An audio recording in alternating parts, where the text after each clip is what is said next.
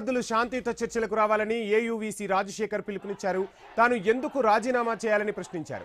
వీసీగా బాధ్యతలు చేపట్టి 6 నెలలు అయిందని తెలిపారు. ఏయూలో ఆందోళన చేస్తున్న విద్యార్థులతో వీసీ ముచ్చటించారు. వారి సమస్యలు పరిష్కరించడానికి తాను కట్టుబడి ఉన్నానని స్పష్టం చేశారు.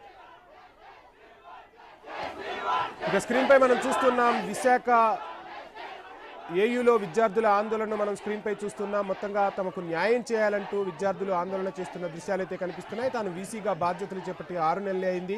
ఈ 6 నెలల కాలంలో విద్యార్థుల సమస్యలను పరిష్కరించడానికి కృషి చేస్తున్నానంటూ కూడా వీసీ రాజశేఖర్ చెప్తున్నప్పటికీ విద్యార్థులు ఆందోళన అయితే కొనసాగిస్తున్నారు.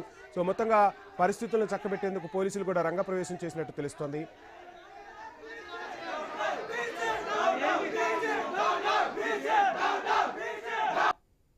ఛాంబర్లో నేను మాట్లాడడానికి అవకాశం ఇవ్వలేదండి. వాళ్ళ సింగిల్ పాయింట్ ఎజెండా వీసీ రాజీనామా. ఇది ఐఐటి కాదు. అసభ్య పదజాలంతో వెరీ సింగిల్ వచనంతో ఏకవచనంతో సంబోధిస్తూ అసహ్య పదజాలంతో వాళ్ళ సింగిల్ ఎజెండా వీసీ రాజీనామా.